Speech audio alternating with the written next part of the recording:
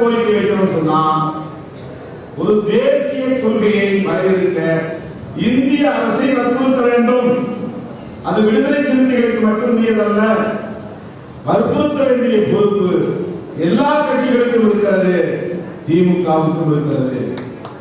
எனவே திராவிட முன்னேற்ற கழகம் உள்ளிட்ட அத்தனை தோழமை கட்சிகளுக்கும் விடுதலை சிறுத்தைகள் கட்சி முன்வைக்கக்கூடிய முக்கியமான முதன்மையான கோரிக்கை நேஷனல் பாலிசி, தேசிய கொள்கை, மதுவிலக்கு மற்றும் போதைப் பொருள் ஒழிப்பு.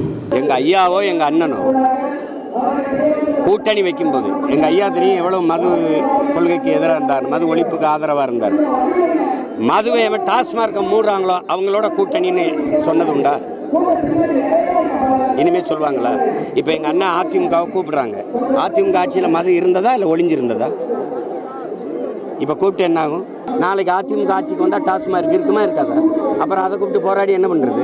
நீங்கள் யார் மது ஒழிப்பு கொள்கையை ஏற்று மதுவை ஒழிக்கிறோம், டாஸ்மார்க்கை மூடுறோம்னு நீங்கள் பேரறிவிப்பு செய்கிறீங்களோ அவங்களோட தேர்தல் உடன்பாடுன்னு சொன்னால் அது போராட்டம். நான் வந்து பார்க்கறது திமுக வந்து மிரட்டுறதுக்காக திருமாவளவன் இப்படி எல்லாம் பேசுறாருன்றதான் எனக்கு தோணும். ஏதாவது ஒரு நிமிஷம் ஏதாவது அவருடைய திமுகவில் அவர் ஏதாவது டிமாண்ட் வச்சிருக்கலாம், அல்லது அந்த டிமாண்டு அவரை ஏற்றுக்கொள்ளாம இருந்திருக்கலாம். இது வந்து திமுகவை மிரட்டுவதற்காக, கூட்டணியில் இருக்கிற ஒரு கட்சியை மிரட்டுவதற்கான ஒரு தோணியாக, யுக்தியாகத்தான் நான் பார்க்கிறேன். திமுக எந்த அச்சுறுத்தலுக்கோ மிரட்டலுக்கோ பயப்படுகிற கட்சி அல்ல என்பது எல்லோருக்கும் தெரியும். எங்களை நம்பி வந்தவர்களை நாங்கள் மோசம் செய்ய மாட்டோம். அவர்களுக்கு உண்மையான நண்பர்களாக இருப்பவர் தான் மாண்புமிகு தலைவர் தளபதி அவர்கள். இந்தியாவிலேயே எந்த கட்சியும் தராத அளவுக்கு தோழமை கட்சிகளுக்கு மரியாதை தருகிற ஒரு முதலமைச்சர், ஒரு கட்சி தலைவர் எங்களுடைய தலைவர் தளபதி அவர்கள். எனவே யாருடைய மிரட்ட வேண்டிய அவசியம் எதுவுமே கிடையாது. மிரட்டலுக்கு நாங்கள் அச்சுறுத்த பயப்பட வேண்டியதும் கிடையாது. அவர் எங்களை மிரட்ட வேண்டியதும் கிடையாது, மிரட்டவும் மாட்டார்.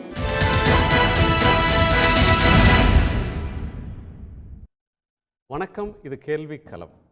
திமுக கூட்டணியில் திமுகவை மிரட்டுவதற்காக இந்த கோரிக்கையை கையில் எடுத்திருக்கிறார் திருமாவளவன் என்று பிஜேபி விமர்சிக்கிறது. டாக்டர் ராமதாஸோ திருமாவளவனோ ஜாதிவாரி கணக்கெடுப்பு அல்லது மதுவிலக்கு இந்த இரண்டு கோரிக்கைகளை ஏற்றுக்கொள்பவர்களுடன் தான் கூட்டணி என்று அறிவிக்க தயாராக இருக்கிறார்களா என்று சீமான் கேள்வி எழுப்பியிருக்கிறார். அத்தோடு மது ஒழிப்பு மாநாட்டிற்கு அதிமுகவை அழைக்கிறீர்களே, அதிமுக ஆட்சியில் மது ஒழிந்து விட்டதா என்ற ஒரு கேள்வியையும் அவர் சொல்லியிருக்கிறார். இந்த அழைப்பு மரியாதைக்குரியது என்று அதிமுக தரப்பில் மகிழ்ச்சி தெரிவிக்கப்படுகிறது. திமுக கூட்டணியில் விரிசலை தூண்டுவதற்கு பாஜக முயற்சிக்கிறதா? மிரட்டி பார்க்கிறார், மிரட்டுகிறார், மிரட்டல் துணி என்று சொல்வது எதன் அடிப்படையில்? பல கோணங்களை நாம் பாதிக்க போகிறோம். நம்மோடு திமுகவினுடைய செய்தி தொடர்பாளர் டாக்டர் சையத் ஹஃபீசுல்லா, பாஜகவினுடைய செய்தி தொடர்பாளர் திரு ஷெல்வி, மூத்த பத்திரிகையாளர் திரு தராசு ஷியாம், வழக்கறிஞர் திரு சேலம் மணிகண்டன், இவர்களோடு விடுதலை சிறுத்தைகள் கட்சியினுடைய வழக்கறிஞர் ரஜினிகாந்த் இணைய இருக்கிறார். அனைவருக்கும் வணக்கம். நான் ஷியாம் அவர்களுடைய முதற் பார்வையை இந்த சர்ச்சையில் கேட்க விரும்புகிறேன். திரு ஷியாம், எங்கள் கல்லூரி காலகட்டம் முடிந்த பிறகுதான் தமிழ்நாட்டுக்கு மது வந்துச்சுங்க, 1971. அப்போ கலைஞர் சொன்ன ஒரு உதாரணம் இன்னைக்கும் பொருந்தும். எரியிற அக்னி விளையத்துக்கு நடுவே எரியாத கற்பூரமாக எத்தனை நாள் தமிழ்நாடு இருக்கும்? இதான் அவர் கேட்ட கேள்வி. சுற்றில எல்லா மாநிலத்திலையும் மது கிடைக்கும் போது தமிழ்நாட்டில் மது கிடைக்காம இருக்கிறதுல வழி இல்லை. அதுபோக கள்ளத்தனமாக மது வருதல், இப்படி பல பிரச்சனைகள், மெத்தனால் கன்சம்ஷன். எம்ஜிஆர் வந்து அப்போ தீவிர மது எதிர்ப்பாளர், அனைவருக்குமே தெரியும். திமுகவோட பொருளாளர், எம்எல்ஏ. 72 ஆரம்பத்தில் வந்து கலைஞருக்கும் எம்ஜிஆருக்கும் மனத்தாங்கல் இந்த செய்திகள்லாம் வரும்போது செப்டம்பர் 15 அண்ணா பிறந்த நாள், இன்னும் சில ஓரிரு தினங்களில் வர இருக்கு. அப்போ எம்ஜிஆர் வந்து மன்றத்துக்காரங்களை எல்லாம் சென்னைக்கு அழைத்தார். எல்லாரும் போனோம். அண்ணா சமாதி முன்னாடி மது ஒழிப்பு உறுதிமொழி, மது விலக்க ரத்து பண்ணது கலைஞர் ஆட்சி, திமுக பொருளாளர் எம்ஜிஆர். அண்ணா சமாதி முன்னாடி இப்படியான ஒரு உறுதிமொழி எடுக்கும்போது அரசியல் ரீதியாக பிணக்கு இருக்கு என்றுதான் எல்லா விமர்சனங்களும் வந்தன. அக்டோபர் மாதம் அதிமுக வந்தது. இதுதான் பழைய வரலாறு. இப்படியான பிரச்சனைகளை எழுப்பும் போது இயல்பான சந்தேகம் என்பது அரசியல் சந்தேகம் தான் வரும். காரணம், கூட்டணி முறிவு அல்லது வந்து கூட்டணியில் குழப்பம், இப்படியான செய்திகள் வருவது இயற்கை. திருமாவளவனுக்கு அது தெரியும். தெரிந்தும் ஏன் வந்து இந்த பிரச்சனையை இப்போது கிளப்புகிறார்? இது போக பல பிரச்சனைகள், ஆம்ஸ்ட்ராங் கொலை வழக்கிலிருந்து அப்போ கைது செய்யப்பட்ட குற்றவாளிகள்லாம் உண்மை குற்றவாளிகள் இல்லை என்கிற ரீதியில ஒரு பெரிய விமர்சனம் வைத்தார். டாஸ்மாக் கொண்டு வந்ததுன்னு பார்த்தா 83 எம்ஜிஆர் ஆட்சி, 80 வரைக்கும் வந்து மதுவிலக்கு மீண்டும் மதுவிலக்கு. ஒரு பழைய படத்துல வசனமே வரும், நீங்க குடின்னு சொன்னா நாங்க குடிக்க கூடாது, நீங்க குடிக்காதீங்கன்னு சொன்னா நாங்க குடியை நிறுத்தணுமா, இப்படியான கேள்விகள்லாம் அப்போ கிண்டலாக கேட்கப்படும். 81 வந்து மீண்டும் ஒரு முறை வந்து மதுவிலக்கு ரத்து. எல்லாம் அப்போ வந்து ஒரு விசித்திரமான இது, பெர்மிட் வச்சிருந்தா குடிக்கலாம். பெர்மிட் வச்சிருந்தாங்கன்னா என்ன, பெர்மிட்டே வாங்காமலே எல்லாரும் வாங்கிட்டு தான் இருந்தாங்க. இப்படி பல குழப்பங்கள் தொடர்ந்து இருந்தது. டாஸ்மாக் எம்ஜிஆர் காலத்திலே வந்துருச்சு, ஜெயலலிதா அவர்கள் காலத்துல அது தொடர்ந்து நடந்தது. இது எல்லாமே பழைய வரலாறு தான். எனவே இன்றைய தேதிக்கு மது விலக்கு என்பது சாத்தியம் இல்லையான்னு கேட்டா என்னோட அனுபவத்துல அது சாத்தியம் இல்லை. மது ஒழிப்பு, அதாவது மதுவினால் ஏற்படும் தீமைகளை பற்றி விளக்குவது அல்லது மதுவுக்கு எதிரான மக்களை வந்து ஒன்று திரட்டுவது, விழிப்புணர்வு ஏற்படுத்துவது, இது சாத்தியம். இது குடும்ப கட்டுப்பாடு பிரச்சாரம் மாதிரி தான். எல்லா கட்சிகளும் இதுல இணையலாம், அதுலயும் ஒன்றும் மாற்று கருத்தெல்லாம் இல்லை. ஆனால் ஒரு மாநாடு நடத்தும் போது வைக்கிற கோரிக்கை வந்து அது அரசியலோட சம்பந்தப்பட்டால், அதாவது ஜாதிவாரி கணக்கெடுப்போ அல்லது மது விலக்கோ பூரண மது விலக்கு கேரியோ ஒரு அந்த மாதிரியான ஒரு மாநாடு நடத்தினால், எல்லா கட்சிக்கும் அழைப்புன்னா அதிமுக அந்த மாநாட்டில் கலந்து கொண்டால் அது வந்து பார்வையாளராக கலந்துக்காதுல்ல. எடப்பாடி பழனிசாமி ஆடியன்ஸ்ல ஒருத்தராவா உட்காந்துருப்பாரு, மேடையில் தான் உட்காந்துருப்பாரு. அப்ப அவர் எம்ஜிஆர் காலத்து வரலாறு விட்டுட்டு கலைஞர் காலத்து வரலாறு மட்டும் தானே பேசுவாரு. அப்போ வந்து அது ஒரு நெருக்கடியை தோற்றுவிக்குமே.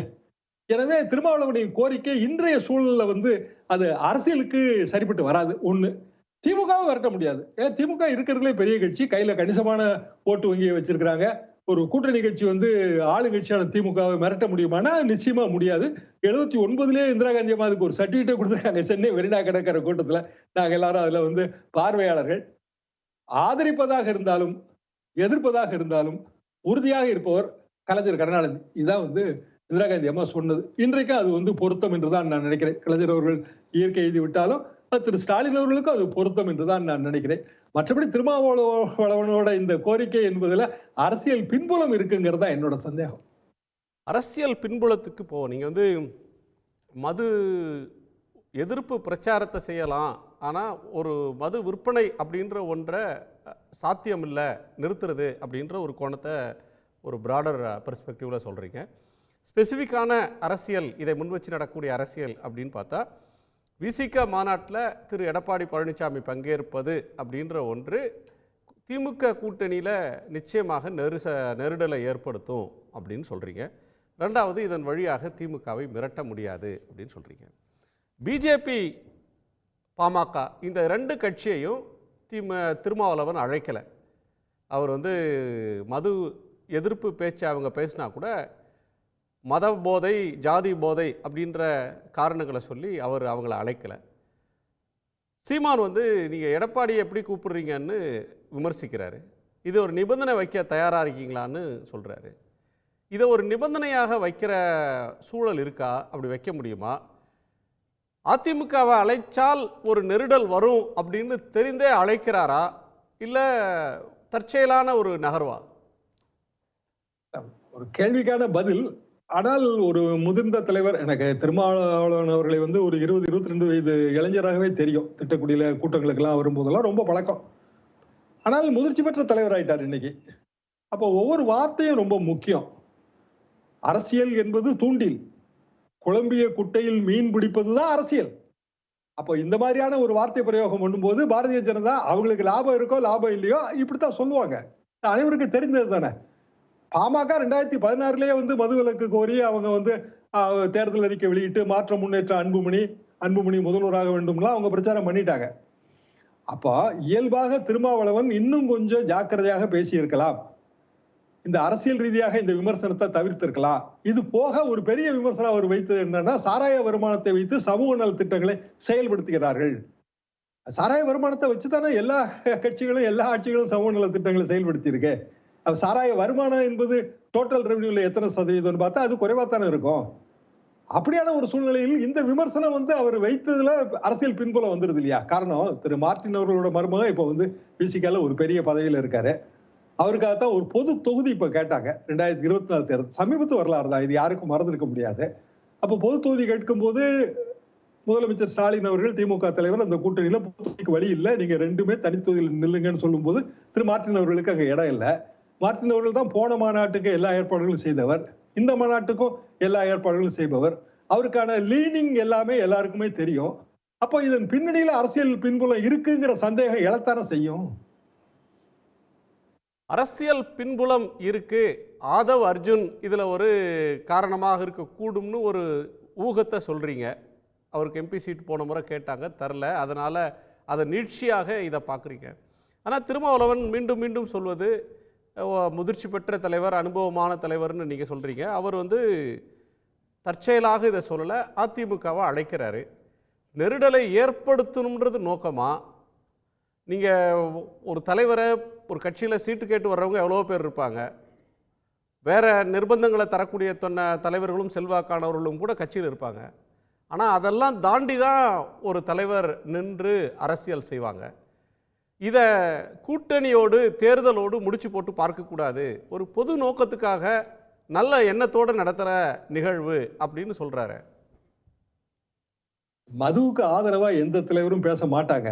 அது அகில இந்தியாவில் உள்ள எல்லா தலைவர்களும் நீங்க எடுத்துக்கிடலாம். மது விலக்கு கேட்டல், சாராய வருமானத்தால் சமூக நல திட்டங்கள், இப்படியான குற்றச்சாட்டுகள் அரசியல் குற்றச்சாட்டுகள். அப்போ இயல்பாகவே இதை தவிர்த்திருக்கலாம் என்பதை தாண்டி நீங்க எதை பார்க்கணும்னா, அரசியல் மேடை, மாற்று அணி, இப்படியான விஷயங்கள் முன்வைக்கப்படும் போது திரு எடப்பாடி பழனிசாமி அவர்களுக்கு இப்போ ஒரு பிரீதிங் ஸ்பேஸ் கிடைச்சிருக்கா கிடைக்கலையா? உதாரணமா இன்னைக்கு மைத்ரேயன் போய் அதிமுக சேர்றாரு, பிஜேபியில இருந்து போய் சேர்றாரு. அதிமுக இருந்து பிஜேபிக்கு போனவர். இன்னும் சொல்லப்போனால் அதிமுகவோட ஒரு மூத்த தலைவர்கள் ஒருவராக இருந்தாரு. ஜெயலலிதா காலத்துல அவர் பலமுறை காலநிலை மாற்றம் மாதிரி இருக்கு. அவர் இப்ப எங்க இருக்கிறாரு அப்படின்றதே எடப்பாடியோடு இருக்கிறாரா, ஓபிஎஸ் கூட இருந்தாரா, அப்புறம் ஓபிஎஸ் திருப்பி எடப்பாடி கிட்ட வந்தாரு, திரும்ப ஓபிஎஸ் போனாரு, திரும்ப பிஜேபிக்கு போனாரு. இப்ப நீங்க சொல்றதுதான் எனக்கு ஒரு பத்திரிகையாளரா செய்தியாவே இருக்கு. இல்ல, பத்திரிகையாளர்கள் செய்திகளை உருவாக்குவதும் உண்டு, செய்திகளின் பின்னணியை ஆராய்வதும் உண்டு. இல்ல, உங்களுக்கு தெரியாது இல்ல, மூத்த பத்திரிகையாளர்களே நீங்களும் ஒருவர். அப்ப இயல்பாக இதுவரைக்கும் மைத்ரேயன் அவர்கள் அவரு அதிமுக இருந்து போனாரு, நீங்க சொன்ன மாதிரி ஓபிஎஸ் இருந்தாரு, அது பிறகு பிஜேபிக்கு போயிட்டாரு. பிஜேபியில அவர் தேசிய செயற்குழுவில் ஒரு உறுப்பினர், அவர் பதவியோட தான் இருக்காரு. அப்ப பிஜேபியில இருந்து அதிமுக வரும்போது டபுள் கால்குலேஷன் வருது இல்ல. பிஜேபி கூட்டணிக்கு நாளைக்கு அதிமுக போனாலும் அவருக்கு ஒரு பொசிஷன் கிடைச்சிடும், இல்ல அதிமுக கூட்டணி வலுப்பெற்றாலும் அவருக்கு ஒரு பொசிஷன் கிடைச்சிடும். இப்ப எல்லா அரசியல்வாதியும் அவரவர்கள் நன்மைக்கு எதிர்காலத்துக்கு காய் நகர்த்துறது தானே. அப்ப திருமாவளவனோட காய் எதை நோக்கி நகர்கிறதுங்கிறது தான் கேள்வி. ஏன்னா மதுவிலக்கு ரத்துங்கிறது காலகாலமா இருக்கிற விஷயம். ரெண்டு தலைவர்களுமே மாற்றி மாற்றி முடிவு எடுத்திருக்கிறாங்க. ஜெயலலிதா அவர்கள் வேற முடிவு எடுத்திருக்கிறாங்க. மலிவு விலை மது ஓபிஎஸ் அவர்கள் கொண்டு ஜெயலலிதா ஆட்சி காலத்துல மீண்டும் ஜெயலலிதா ஆட்சிக்கு வரும்போது ரத்து செய்யப்பட்டிருக்கிறது. அதுக்கு முன்னாடி கலைஞர் ஆட்சி காலத்துல மலிவு விலை மது கொண்டு வரப்பட்டிருக்கிறது. இப்படி தமிழ்நாடோட ப்ராஹிபிஷன் வரலாற பாத்தீங்கன்னா மாற்றி மாற்றியான முடிவுகள், அரசியல் முடிவுகள் ஏராளம் மதுவை பொறுத்த வரைக்கும். அப்படியான சூழ்நிலையில் ஒரு புதிய பிரச்சனையாக மது விலக்கை முன்னிறுத்தும் போது அது அரசின் கொள்கை முடிவு. அப்ப அவர் என்ன சொல்றாரு, அதிகாரிகள் ஏதோ தவறா வழி நடத்துற மாதிரி. அதிகாரிகள் எப்படி கொள்கை முடிவு எடுக்க முடியும்? அரசு எடுக்கிற கொள்கை முடிவை செயல்படுத்துவோர்கள் அதிகாரிகளை எப்படி குற்றம் சாட்ட முடியும்? இதெல்லாம் திருமாவளவன் அவர்களுக்கு தெரியாது இல்லையே. அப்ப ஏன் இதெல்லாம் இப்ப சொல்றாரு என்கிற கேள்வி வரும்போதுதான் அந்த அதிமுகவுக்கான அழைப்பு என்பது முக்கியத்துவம் பெறுகிறது. சரி, நீங்க சொல்ற கோணத்திலிருந்து எடப்பாடிக்கு ஒரு பிரீத்திங் ஸ்பேஸ் கிடைச்சிருக்கா அப்படின்னு ஒரு பாயிண்ட் ரைஸ் பண்றீங்க. தொடர்ந்து உட்கட்சி பிரச்சனை, கூட்டணி பிரச்சனை, உட்கட்சியிலே சில இரண்டாம் கட்ட தலைவர்கள்லாம் பிஜேபியோட போகணும்னு சொல்றது, இணைப்பு அப்படின்னு பேசுறது அப்படின்னு தொடர்ந்து ஒரு நெகட்டிவ், ஒரு நெருக்கடிகளை சந்திச்சிட்டு இருந்தவருக்கு திருமா விடுத்திருக்கிற இந்த அழைப்புன்றது ஒரு பெரிய ஆறுதல் அப்படின்னு நீங்கள் சொல்ல வர்றீங்களா? இன்னொன்று இதில் ஒரு தேர்தலுக்கான அணி சேர்க்கைன்றது 2026 மே தேர்தல்னா அதுக்கு ஒரு 4 மாதம் 6 மாதம் முன்பு, பொங்கலுக்கு முன்னாடி தொடங்கும். இப்போவே அதற்கான முயற்சிகள் நடக்குமா என்ன? தேர்தலை இப்போ நடக்கிற முயற்சிலாம் தேர்தலோட முடிச்சு போட்டால் சரியா இருக்குமா? 2024 கடைசியில் உள்ளாட்சி தேர்தல் வருது இல்ல, 27 மாவட்டத்துக்கு உள்ளாட்சி தேர்தல் நடத்தி தானே ஆகணும். பஞ்சாயத்து பிரசிடென்ட்லாம் என்ன ஆளுநர் ரவியா? டென்யூர்லாம் முடிஞ்ச பிறகும் பதவியில் இருக்கிறதுக்கு. டென்யூர் முடிஞ்ச கையோட எல்லாரும் செக்கில் கையெழுத்து போட்ட அதிகாரத்தை இழந்துருவாங்களே, அவங்களுக்கு எப்படி சம்பளம் கிடைக்கும்? அப்போ 2024 டிசம்பர்னா மழை காலம், நவம்பர் ஃபர்ஸ்ட் வீக்ல தேர்தல் நடத்துவதாக இருந்தால் நவம்பர் ஃபர்ஸ்ட் வீக்ல நடத்தணும். அப்போ இது தேர்தல் காலம் தானே. 1986 முனிசிபல் தேர்தல், எம்ஜிஆர் ஆட்சி, எம்ஜிஆர் அவர்களுக்கு வெற்றியே கிடைக்கல. அப்போ முனிசிபல் தேர்தலில் வெற்றி கிடைக்கலன்னு உடனே திமுக பெரிய வெற்றி, எம்ஜிஆர் என்ன முடிவு எடுத்தாரு? உடனடியாக எஸ்டிஎஸ் விலகி நின்ற எஸ்டிஎஸ் வீட்டுக்கு போனாரு. அவரை கூட்டிட்டு வந்தார் கையோட. என்ன பலப்படுத்த வேண்டும் என்கிற எண்ணம் ஏற்படும் போது ஒரு சின்ன சின்ன இளைப்பாறுதல் கூட பெரிய பெரிய ஒரு என்ன சொல்ல பெரிய பெரிய ஆறுதலா தான் கிடைக்கும். எடப்பாடி பழனிசாமி அவர்களுக்கு இது ஆறுதலா தானே இருக்க முடியும், வேற வழியே இல்லையே. அதிமுக கலந்துக்குதா கலந்துக்க போறது இல்லையா அதெல்லாம் நமக்கு தெரியாது. ஆனா இன்னைக்கு உடனடியா பொலிட்டிக்கல் நேரேட்டிவ் வேற மாதிரி மாறுது இல்லையா? சரி செல்வி, அதிமுகவுக்கு இது ஒரு பெரிய ஆறுதல்ன்றாங்க. ஆனால் பிஜேபி இதை பார்த்து மிரண்டு போன மாதிரி தெரியுதே. எது நீங்கள் திமுகவை மிரட்டுறதுக்கு கூப்பிடுறாரு அப்படின்லாம் சொல்கிறீங்களா? ஒரு பொதுவான நோக்கத்துக்கு யார் மாநாடு நடத்தினா என்ன, பிஜேபியை கூப்பிடல நிராகரிக்கிறாங்கன்றதுனால இந்த விமர்சனம் வருதா? இல்லை எனக்கு என்னன்னா, ஏதோ திராவிட முன்னேற்ற கழகம் தேர்தல் அறிக்கையிலே மதுவிலக்கு கொள்கையை நாங்கள் கொண்டு வந்து தான் இந்த ஆட்சி வந்தோடனே எல்லாத்தையும் கனிமொழி அம்மா பேசினாங்க. கனிமொழி அம்மா பேசுகிறச்ச என்ன சொன்னாங்க, மதுவை பற்றி ஒரு சரித்திரம், மதுவை பற்றி ஒரு ஜியாகிரஃபி ஹிஸ்ட்ரி எல்லாம் பேசினவங்க கனிமொழி அம்மா தான். ஆனால் திராவிட முன்னேற்ற கட்சி தலைவர் நான் ஆட்சிக்கு வந்தோடனே மதுக்கடையெல்லாம் மூடுவேன் எந்த வித சத்தியபிராமணமும் செய்ததாக எனக்கு தெரிஞ்சு தேர்தல் வாக்குறுதியில் கிடையாது. இதெல்லாம் தெரிஞ்சு தான் கூட்டணியில் திருமாவளவன் சார் இருந்தார். இப்போ திருமாவளவன் சார் இப்போ இந்த கூட்டணியில் இப்போ மதுவிலக்கு அமுல்படுத்தணும்னு அவருடைய கட்சி கொள்கையாக அவர் கொண்டு வராரு. அதற்காக அவர் எல்லாத்தையும் திடீர்னு கொண்டு வரச்சு இது என்ன தோணுதுன்னா, திடீர்னு அரசியலில் அவங்களுக்கு ஷாம் சார் சொன்ன மாதிரி ஒரு பொது வேட்பாளருக்கு கேட்டதுக்கு கூட கொடுக்கலன்ற ஒரு ஆதங்கம் இருக்கும். அதை தான் எங்கள் மத்திய அமைச்சர் முருகன் சார் அதை தான் கோடிட்டு காட்டுறாரு. திடீர்னு இப்போ ஆவேசப்பட்டு உணர்ச்சி வசப்பட்டு பேசுவதெல்லாம் அவங்களுக்கு கோரிக்கைகள் நிறைய இருக்குது.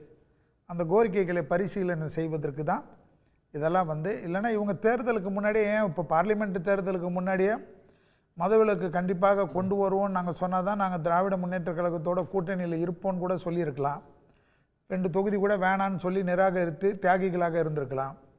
அதெல்லாம் ஏற்றுக்குனாங்க. இப்போ எங்களுடைய கட்சி தலைவர் சொன்னது போல், மத்திய மந்திரி அவர்கள் சொன்னது போல், என்னை பொறுத்த வரைக்கும் இது ஏதாவது ஒரு உள்ள அஜெண்டா வைத்து தான் இது. அரசியல்னால் ஏதாவது ஒரு அஜெண்டா இருக்கணும். அரசியலில் திருமாவளவன் சாரும் ஒரு லீடராக இருக்கிறவர், அவருக்கும் ஒரு அஜெண்டா இருக்கக்கூடாதான். அதனால் இந்த அஜெண்டாவை நான் தப்பாக சொல்ல, அது எங்கள் தலைமை சொல்கிறது போல் ஏதோ ஒரு உள்குத்து இருக்கும். அந்த உள்குத்து விரைவில் வெளியில் வரும். அதனால் இப்போ திருமாவளவன் சார் எங்களை கூப்பிடாதனால அவர் என்றைக்குமே பாரதிய ஜனதா கட்சியை கூப்பிட போகிறதில்ல. ஏன் பாட்டாளி மக்கள் கட்சியை கூப்பிடலன்றது அது அவங்க கட்சியில் தான் நீங்கள் கேட்கணும். எங்கள் கட்சிக்கு டெட் அகென்ஸ்டாக தான் எப்போவுமே இருக்கக்கூடியவர் அவர். எங்கள் கொள்கை சித்தாந்தத்துக்கும் அவருடைய கொள்கை சித்தாந்தத்துக்கும் அது வேறு ரூபத்தில் இருக்கனால, எங்களது என்ன கொள்கையோ, எங்களுடைய கட்சி யார் யார் கூட்டணியோ, எங்களுக்கு யார் யார் விருப்பம் இருக்கிறாங்களோ எல்லாம் தேர்தல் காலகட்டத்தில் நீங்களே ஏற்கனவே சொன்னீங்க.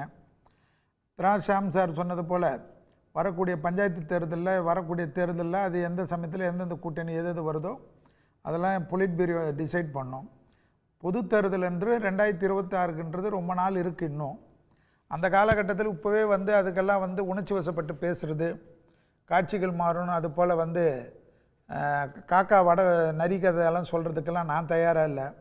என்னை பொறுத்த வரைக்கும் ஸோ இது பெரிய கூட்டணி சேர்க்கை, கூட்டணி மாற்றம் இதெல்லாம் ஒன்றும் பெருசாக இதுக்குள்ளே நடந்துடாது. இதெல்லாம் நடக்கவே நடக்காதுங்க. இதெல்லாம் எப்படி நடக்கும்? என்ன நடக்கும்? நாளைக்கு எல்லாமே ஒரு திடீர்னு எல்லாமே வருவாங்க. நாங்கள்லாம் எப்படியா இருந்தாலும் எல்லா மாற்றமும் எதை சுற்றி நடக்கும்னா, தமிழ்நாடை பொறுத்த வரைக்கும் பாரதிய ஜனதா கட்சியும் அண்ணாமலை சுற்றி தான் நடக்கும். ஸோ அதுதான் நடக்கும். சிலர் சிரித்தாலும் அதுதான் உண்மை. இப்போ கொஞ்ச நாள் அவர் இல்லைன்னு ரொம்ப நிம்மதியாக இருக்கிறாங்க. அவர் எங்கே ஊருக்கு தானே போயிருக்கார், திருப்பி வருவார். வந்த பிறகு ஏன்னா இதுதான் உண்மையான விஷயம். நாங்கள் என்ன சொல்கிறோம், நாங்கள் ஒன்றுமே இல்லை, நோட்டாக்கு கீழே நோட்டாக்கு மேலே எல்லாமே சொன்னாலும், எல்லாம் நீங்கள் இது வரைக்கும் நடத்தின அத்தனை டிபேட்டும் பார்த்தீங்கன்னா ஒன்று அகில இந்திய பாரதிய ஜனதா கட்சி தலைமையில் நடந்திருக்கும், இல்லைனா தமிழ்நாடு பாரதிய ஜனதா கட்சியுடைய அறிக்கையில் தான் நடந்திருக்கும். வேறு எந்த வித மாற்றுக்க, ஏன்னா எல்லா டிபேட்டும் 365 நாளும் சன் நியூஸில் தான் டிபேட் நடக்குது. ஸோ எல்லா டிபேட்டும் எடுத்து நானும் வச்சுருக்கிறேன், எல்லா லிஸ்ட்டும். ஸோ எல்லா டிபேட்டையும் பார்த்து ஜாதகம் வச்சிருக்கிறது மாதிரி டிபேட்டுக்கு ஒரு நடக்குது இல்லைங்களா? இப்போ டிபேட்டுன்னு பேசுறச்சு டிபேட்டை பற்றி பேசணும். சார் அதிமுக நீங்கள் இப்படி சொல்கிறீங்க, பிஜேபி சுற்றி தான் விவாதம் நடக்குதுன்னு. ஏடிஎம்கே கேட்டால் என்ன சொல்கிறாங்க, எங்கள் கட்சி பிரச்சனையை தான் நீங்கள் எல்லா நாளும் விவாதிச்சுட்டு இருக்கீங்க. ஓபிஎஸ் சிபிஎஸ் இணையிறாங்களா, பிரியிறாங்களா, சசிகலா திரும்ப வர்றாங்களா இல்லையா, அதிமுக போய் பிஜேபியோட சேருதா இல்லையா, டிடிவி சேர்றாரா இல்லையான்னு மீண்டும் மீண்டும் நீங்கள் டிவியை திறந்தாலே ஏடிஎம்கே பற்றி தான் பேசுகிறீங்கன்னு அவங்க சொல்கிறாங்க. நீங்கள் நான் என்ன கேட்குறேன், இப்போ ஏடிஎம்கே பற்றி பேசணும்னு இல்லை, எல்லாமே லீடர்ஸ் பற்றி தானே பேசுகிறீங்க. ஏடிஎம்கே பற்றி நீங்கள் பேசலைன்னு சொல்லலையே. நான் மேஜர் வந்து போர்ஷன் யாருக்குன்னு இருக்குதுன்னா எங்களுது இருக்குதுன்னு நான் சொல்கிறேன். நான் வந்து உடனே வந்து ஏடிஎம்கே நீங்கள் விவாதிக்கலைன்னு நான் சொல்லலையே. ஏன்னா இப்போ நடக்கிற நாட்டில் எவ்வளோ பிரச்சனை இருக்குது, ஏதோ ஒரு பிரச்சனை டெய்லி ஒரு பிரச்சனை தமிழ்நாட்டில் இருக்குது. எந்த பிரச்சனையும் மையப்பற்றி எதுவுமே நடக்கிறது இல்லையே. இப்போ என்ன பிரச்சனைனா, இப்போ கூட தான் ஆசிரியர்களுடைய போராட்டம் நடக்குது. இன்றைக்கி அதுதான் மிக முக்கியமான ஒரு போராட்டமாக ஓடின்னு இருக்கு. அந்த போராட்டத்தை பற்றி எந்த விவாதமும் நடக்கலை. இப்போ 2026க்கு வந்து இப்போவே வந்து சன் டிவி எடுக்கக்கூடிய டிபேட் வந்து இதுக்கு வந்து இப்போ என்னை பொறுத்த வரைக்கும் அவ்வளோ அவசரமெல்லாம் கிடையாது. என்னை பொறுத்த வரைக்கும் எங்கள் முருகன்ஜி தெளிவாக சொன்னது தான் என்னன்னா, திருமாவளவன் சாருக்கு ஒரு மன கஷ்டம் இருக்குது. அந்த மன கஷ்டத்துக்கு இப்போ நீங்கள் வந்து டின்சரி போடுறீங்களோ அல்லது டெட்டாயில் போடுறீங்களோ இல்லை பெட்டாடின் போடுறீங்களோ அல்லது நீங்கள் வந்து ஏதாவது ஒரு ஆயின்மெண்ட் கொடுத்துட்டிங்கன்னா அது கொஞ்சம் சரியாயிடுச்சுன்னா அதோட அது சால்வ் ஆகிடும். மனக்காயத்துக்கு வந்து புண்ணுக்கு வந்து ஆத்திர முடியுன்றீங்க. அவ்வளோதான். இது பெரிய எடப்பாடிக்கு ஆறுதல்னு தராசு ஷியாம் சார் ஒரு ஆங்கிள் சொல்கிறாரு. சார் யாராக இருந்தாலும் சார் இப்போ வந்து ஒவ்வொருத்தருக்கும் ஒரு வாய்ப்பு கிடைக்கிறச்சு ஒரு ஆறுதல் தான். தராசு ஷாம் அண்ணன் மாதிரி ஒரு மூத்த பத்திரிக்கையாளர் ஏதாவது சொல்கிறாருன்னா அவர் ஏற்கனவே அதை யோசித்து வச்சு தான் சொல்லுவார். ஏன்னா இப்போ திடீர்னு வந்து இப்போ வந்து எடப்பாடி சாருக்கு வந்து அவர் ஒரு கட்சியில் வந்து முக்கியமாக ஒரு தமிழ்நாட்டில் பெரிய லெவலுக்கு ஆண்ட ஒரு கட்சியில் தலைவராக இருக்கிறார் சார். அவருக்கு வந்து இப்போ வந்து ஒரு இது கிடைக்கிறச்ச அது ஒரு பெரிய வாய்ப்பாக தானே நம்ம பார்க்கணும். நான் என்ன கேட்குறேன், எங்களுக்கும் அவங்களுக்கும் ஆகாதுன்றதுனால அதிமுக வந்து நான் குறைச்சி பேச முடியாது இல்லையா. அதுவும் தமிழ்நாட்டில் கிட்டத்தட்ட ஒரு 1/4 நூற்றாண்டுக்கு மேலே ஆட்சி செய்த ஒரு கட்சி சார். அது எம்ஜிஆரால் தோற்றுவிக்கப்பட்டது, ஜெயலலிதா மேலும் இப்போ எடப்பாடியால் நடந்து கொண்டு இருக்கிறது. ஸோ அவருக்கு உங்களுக்கு அதிமுக பற்றி பாசிட்டிவாக மதிப்பிடுற ஒரு பக்குவம் உங்களுக்கு இருக்கு. பல பேர் பிஜேபியில் இருக்கிறவங்க வந்து அதிமுக எல்லாம் கரைஞ்சி ஒரு கட்டெரும்பாகி இல்லை சார் எங்கள் கட்சியோட சின்னதா போச்சின்னு சொல்றாங்க. நீங்க பரவாயில்ல, அந்த கட்சிக்கு ஒரு குளோரியஸ் பாஸ்ட் இருக்கு. அதாவதுங்க நான் வந்து என்ன அரசியல் தான் சார் பேச முடியும். நான் வந்து தனிப்பட்ட விமர்சனம் வைக்கிறதுக்கு நான் இங்கே வரல. அது எந்த கட்சியில் இருந்தாலும் அதுதான். என் கட்சியே வந்து இது சொன்னாலும் நான் என் கருத்தை தான் சொல்கிறேன். நான் என்ன சொல்கிறேன், இப்போ நீங்கள் வந்து ஒரு சப்ஜெக்ட் பேசுனீங்க, இப்போ நிறைய விஷயங்கள் இப்போ நாட்டில் நடந்தது. ஸோ நீங்கள் வந்து இதில் பேசுகிறவங்க ஷியாம் சாரும் சரி, மீதி 2 நாளாக பார்க்குறேன், கூட்டணி தேர்தல் அதை நோக்கின நகர்வாக தான் எல்லாம் பேசுகிறாங்களே தவிர, இந்த மதுவிலக்கு அதுக்காக ஒரு மாநாடு அப்படின்னா ஆமாம் இது நடத்தப்பட வேண்டிய ஒன்று, தமிழ்நாட்டில் இதை பற்றி இது ஒரு பேசு பொருளாக இருக்கணும் அப்படின்னு பேசுகிற அதை ஒரு சீரியஸாக இந்த பர்பஸ்க்காக நடக்குதுன்னு. மதுவிலக்கு மாநாடுன்றது எல்லாரும் எல்லா கட்சிகளும் வரவேற்கக்கூடிய விஷயம். அதில் வந்து என்னன்னா இப்போ மதுவிலக்கை பற்றி பேசினா உடனே தம்பி சொல்லுவார், உங்கள் பிஜேபி ஆளக்கூடிய இடத்துலலாம் நடக்கலையான்னு. ஆமாம், உத்தரப்பிரதேசத்தில் வருவீங்க. நான் தான் சொல்கிறேன்.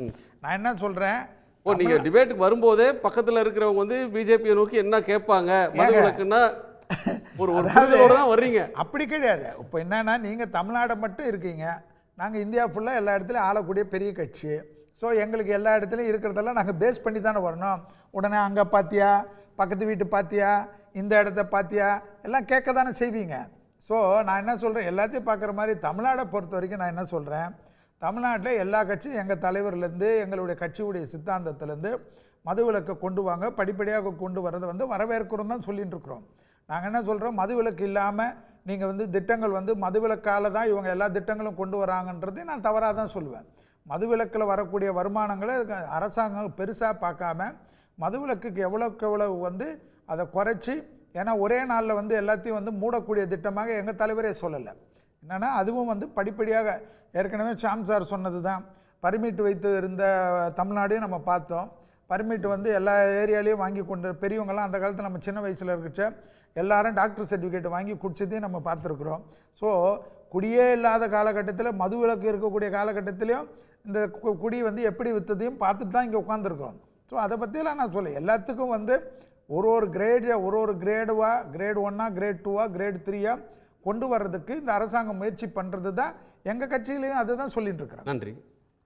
டிஎம்கேக்கு ஒரு நெருக்கடியா ஆஃபீஸ் மிரட்டுறாங்க அப்படின்னு திரு முருகன் சொல்கிறாரு. அதாவது அரசியலில் பொலிட்டிக்கல் ரெஸ்பான்சிபிலிட்டின்னு ஒன்று இருக்குது, ஒரு அரசியல் சம்பிரதாயம் அப்படின்னு சொல்லுவோம், பொலிட்டிக்கல் கர்ட்டசின்னு ஒன்று இருக்குது. இந்த விவகாரத்தை பொறுத்த வரையும் திருமாவளவன் அண்ணன் யூஸ் பண்ணது பொலிட்டிக்கல் கர்ட்டசி, அரசியல் சம்பிரதாயம். அவர் பேசிக்கிட்டே இருக்கும்போது அவருக்கு ஒரு கேள்வி கேட்கப்படுகிறது. இந்த அழைப்பு இது ஒரு பொது நோக்கத்துக்காக நடத்தப்படுகின்ற விஷயம், இதில் அதிமுகவுக்கு அழைப்பு இருக்கா அப்படின்னு கேட்குறப்போ வரலாம் தாராளமாக அப்படின்றது ஒரு அரசியல் சம்பிரதாயம், ஒரு நாகரிகமான ஒரு அரசியல் சூழல் நிலவக்கூடிய தமிழ்நாட்டில் இந்த பதில் வரவில்லை என்றால் தான் நம்ம ஆச்சரியப்படணும். ஏடிஎம்கே கூப்பிட மாட்டோம், அதுதான் ஆச்சரியப்படணும். ஏன்னா இது பொது நோக்கம், இது கூட்டணி கட்சிகளுக்கான மேடை கிடையாது. இதுல எல்லாரும் வாங்க, அப்பனுவாங்க சுப்பனுவாங்க, யார் யாரெல்லாம் ஒரு காமன் ப்ரோக்ராமோட இருக்கீங்களோ மதுக்கு எதிராக அவங்க எல்லாம் மேடை ஏறுங்க, நம்ம ஒன்றா நின்று இந்த பொது நோக்கத்துக்காக போராடுவோம்னு சொல்லக்கூடிய ஒரு பொலிட்டிக்கல் கர்ட்டசி, அரசியல் சம்பிரதாயம் நிறைந்த ஒரு ஸ்டேட்மெண்ட்டை இவ்வளோ பெருசாக ஆக்க வேண்டிய ஒரு அவசியம் கிடையாது. ஏன்னா கூட்டணியில் நெருடல், கூட்டணியில் பிரச்சனை, கூட்டணிக்குள்ளேருந்து மிரட்டல் அப்படின்னு 2024 இந்த வார்த்தைகளை திமுக கேட்கவில்லை, திமுக கூட்டணி கேட்கவில்லை. 2019 இங்கே தலைவர் எதிர்க்கட்சி தலைவராக நின்று ஒரு கூட்டணி அமைத்த போது கூட இன்னும் 2 மாதத்தில் கூட்டணி கலைஞ்சிரும். திமுக கூட்டணி எங்கே இருக்குன்னே தெரில, காங்கிரஸ் கிட்ட அதிமுக பேசிச்சு, இந்த அறிவிப்பு வந்துடும் அப்படின்னு 2019 கேட்டோம். 2021 சீட் ஷேரிங் நடந்துகிட்டு இருக்கு காங்கிரஸோடு, அப்பயும் இப்படி தான் பேசினாங்க.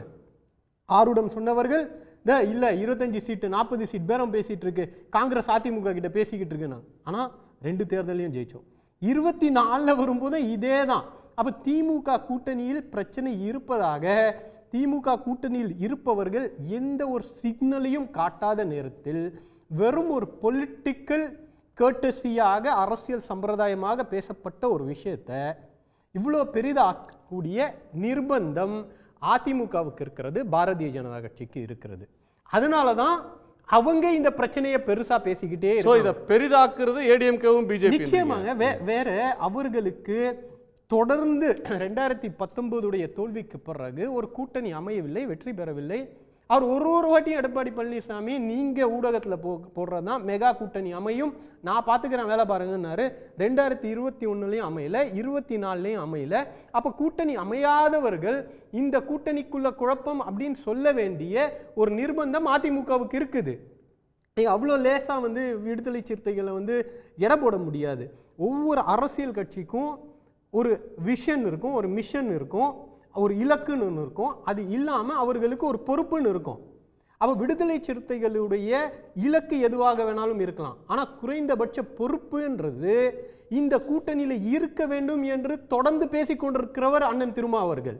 இந்த கூட்டணி உடையக்கூடாது அப்படின்னு பேசிக்கிட்டு இருக்கிறவர் அண்ணன் திருமா அவர்கள். அவர் சொல்றாரு, நான் என்னுடைய பொது நலனுக்காக என்னுடைய கட்சி நலனை காம்ப்ரமைஸ் பண்ணி நான் இருக்க தயார் அப்படின்னு இந்த 2021 சீட் ஷேரிங் அப்பவும் சரி, 24 போது சீட் ஷேரிங் அப்பவும் சரி சொல்லிக் கொண்டிருக்கக்கூடிய அந்த ஒரு மெச்சூரிட்டி, அந்த பக்குவம் உள்ள தலைவர் தான் அண்ணன் திருமாவளவன் அவர்கள். அவரை சுற்றி இந்த சர்ச்சையை பில்ட் பண்ண வேண்டிய ஒரு அவசியம் கிடையாது. எங்க கூட்டணியில சந்தேக நிழலே கூட்டணியை விட்டு போயிடுமோ அப்படின்ற சந்தேக நிழல் கூட மேல விழக்கூடாதுன்றீங்க. இல்ல அப்படி ஒரு யதார்த்தமே இல்லைங்க. ஒரு சம்பிரதாயத்திற்காக பேசப்பட்ட ஒரு கேள்விக்கு இவ்வளோ பெரிய ஒரு கற்பனையில ஒரு விஷயத்தை பேசி அண்ணன் கூட பேசினார். 2016 கனிமொழி அக்கா பேசின வீடியோவை இன்னைக்கு பேசுறாரு. 21 நாங்க அதை கொள்கையாவே கொள்ள கடைகளை குறைப்போம் தான் சொன்னோம். 21 அதுவா நிலைப்பாடு. 2016 மக்கள் கிட்ட போய் சொன்னோம், மக்கள் எங்களை நிராகரிச்சாங்க. பூர்ண மது ஒழிப்புன்றது வேணான்னு மக்கள் சொன்ன பிறகு நாங்கள் நிலைப்பாடை மாற்றிக்கிட்டோம். அப்போ மோடி கூட தான் குஜராத் சிஎம்மாக இருக்கிறப்ப ஜிஎஸ்டி எதிர்த்தாரு, இன்னைக்கு ஆதரிச்சுக்கிட்டு இருக்காரு, இன்னைக்கு எதிர்க்க வேண்டியதானே. அப்போ காலத்திற்கு ஏற்ப பொலிட்டிக்கல் சிச்சுவேஷன்ஸ் மாறும்போது அரசியல் ஸ்டாண்ட் மாறும் அப்படின்ற யதார்த்தம் அது. 2016 ஏன் 1947 எடுத்த நிலைப்பாடை வச்சு விவாதிக்க முடியுமா? அப்ப அதெல்லாம் அடிப்படையில் இல்லை, புறப்போக்கில் சார்ஜ்லாம் சன் நியூஸ் மேலே ஒரு சார்ஜ் வச்சாரு பாத்தீங்களா? ஏடி பிரச்சனையை மறைக்கிறதுக்காக இந்த டிபேட்டை நடத்துறீங்கன்றார். எல்லாம் சன் நியூஸுக்கு அந்த நிர்பந்தம் இருக்கலாம் ஒரு வாதத்துக்கு கூட. மற்ற ஊடகங்கள் எல்லாத்துலேயும் இதே தலைப்பு தான் எடுத்திருக்கு. பாஜக ஆதரவு ஊடகத்திலையும் நான் பேர் சொல்ல விரும்பல அப்படின்னு சொல்லப்படக்கூடிய ஊடகத்திலையும் இன்னைக்கு இதுதான் தலைப்பு. அப்போ அதுக்கும் அதே குற்றச்சாட்டு வைக்கிறீங்களா? இதெல்லாம் போற போக்கில் ஊடகத்தின் மீது ஒரு சாயத்தை பூசிட்டு போறது, இதெல்லாம் வந்து எப்படி எடுத்துக்கிறதுன்னு தெரியல. இதெல்லாம் தான் கம்பல்ஷன், இதெல்லாம் தான் நிர்பந்தம். ஒரு தலைப்புக்கு நம்ம வந்திருக்கோம், அதுதான் அந்த தலைப்புக்கு பங்கேற்காம போயிருக்கலாம், உள்ள வந்துட்டு இந்த தலைப்பு எடுத்ததே ஒரு உள்நோக்கம் அப்படின்னு சொல்றதெல்லாம் அப்ப யாருக்கு பிரச்சனை? இந்த நியூஸ் வரணும், இந்த பிரச்சனை எழுப்பணும்ன்ற கட்டாயம் யாருக்கு இருக்கிறது? அப்ப பாஜக, அதாவது இந்த மிரட்டல் இதெல்லாம் வந்து பாஜக கூட்டணியில நடந்தது. துணை முதல்வர் ஆக்குறீங்களா இல்லையா அப்படின்னு மிரட்டி ஓபிஎஸ் துணை முதல் ஆக்குன கூட்டணி இது. அதனால மிரட்டுறது அதெல்லாம் அவங்களுடைய கூட்டணியில் இருக்கக்கூடிய ஒரு பழக்கம். இங்க அப்படி கிடையாது. இன்னொரு விஷயத்தை நான் சொல்றேன். தொடர்ந்து திமுக விசிகாவுக்கு பொது தொகுதி கொடுக்கவில்லை அப்படின்ற குற்றச்சாட்டை யார் வச்சாங்கன்னு பாருங்க. அதில் நடந்தது அது கிடையாது. என்னுடைய அதிகாரத்துக்கு உட்பட்டு அதை நான் நிராகரிக்கிறேன். அதுக்கு உள்ள நடந்த விஷயத்தை விசிகா உடைய செய்தி தொடர்பாளர் சொல்வாரா இல்ல அண்ணன் திருமா அவர்கள் சொல்வாரான்னு தெரியல. அது திமுகவின் மீது போடப்படுகின்ற தலித் விரோத ஒரு குற்றச்சாட்டு. அதை என்னைக்குமே திராவிட முன்னேற்ற கழகம் அந்த விஷயத்துல எனக்கு கொடுக்கப்பட்டிருக்கின்ற அதிகாரத்துல அந்த செய்தியை நான் நிராகரிக்கிறேன். உண்மை என்னன்றதை இருக்கக்கூடியவர்கள் விசாரிச்சு தெரிஞ்சுக்கிட்டோம். அப்படிலாம் நாங்கள் வந்து விசிகா வந்து பொது தொகுதியில் நிற்க கூடாதுன்ற நிலைப்பாடு திராவிட முன்னேற்ற கழகத்துடையது கிடையாது. நாங்க அப்படி இருந்திருந்தா ஆலூர் ஷானவாஸ் எப்படி எம்எல்ஏ ஆயிருக்காரு, பாலாஜி அண்ணன் எப்படி எம்எல்ஏ ஆயிருக்காரு? அது பொது தொகுதி கிடையாதா? இந்த குற்றச்சாட்டை வந்து திமுக மீது வைக்கிறதே ஒரு ஆதாரமற்ற ஒரு இது. அதுல நடந்தது டோட்டலி a different story. அதை நான் சொல்ல முடியாது. அப்போ அதெல்லாம் நான் சொல்லிட்டு இதுக்காக இது இருக்குமோ இதுக்காக அது இருக்குமோன்ற அந்த லிங்கிங் த டாட்ஸே வந்து நாங்கள் கேள்விக்கு உள்ளாக்குறோம். அந்த சூழலே கிடையாது. திரு மணிகண்டன் அவருடைய கோணத்தை கேட்கலாம். பிஜேபியும் அதிமுகவும் இதை ஊதி பெரிதாக்குறாங்க அப்படின்னு ஒரு லைனை திமுக கூட்டணியில் ஒரு விரிசல் வராதான்னு பார்த்துட்டு இருக்கிறாங்க. இந்த ஸ்டோரியை அவங்க ஃப்ளோட் பண்ணுறாங்க, இந்த தேரியை பெருசு பண்ணுறாங்கன்றது திமுக முன்வைக்கிற ஒரு குற்றம் விமர்சனம். திரு ஷியாம் சார் சொல்லக்கூடிய கருத்து வந்து இது அதிமுகவுக்கு ஒரு ஆறுதல். எடப்பாடி பழனிசாமி அவர்கள் ஒரு செட்பேக்கில் தொடர்ந்து இருந்துட்டு வர்றவருக்கு இது ஒரு சின்ன இளைப்பாறுதல் அப்படின்னா கூட அவருக்கு ஒரு பாசிட்டிவான ஒரு விஷயம் அப்படின்னு சொல்கிறாரு. இதை நீங்கள் எப்படி ரீட் பண்ணுறீங்க திரு மணிகண்டன்? சன் நியூஸ் நேயர்களுக்கு வணக்கம். எனக்கு முன்னாடி பேசின சகோதரர் செல்வி அவர்கள் வந்து லண்டனுக்கு படிக்க போனவரை பற்றி பேசினாருக்குன்னா எனக்கு இந்த கிராமப்புறத்தில் சொல்கிற ஒரு பழமொழி தான் ஞாபகம் வருது. எல்லாரும் சிரித்தாங்கன்னு பூனை போய் புடக்காளியில் சிரிச்சுது அப்படின்னு கிராமப்புறத்தில் ஒரு பழமொழி சொல்லுவாங்க. தமிழ்நாட்டு அரசியல் அப்படிங்கிறது அண்ணா திமுக திமுகங்கிற ரெண்டு பெரிய கட்சிகளை சுற்றி தான் நடந்துக்கிட்டு இருக்குது.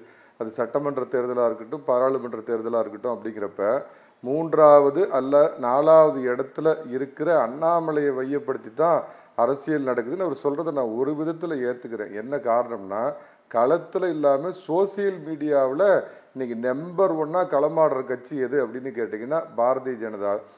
சகோதரருக்கு ஒன்று மட்டும் சொல்லிட்டு போயிடுறேன், 3 மாதம் பொறுங்க மழை இருக்குதான்னு பார்க்கலாம் உங்கள் தலை.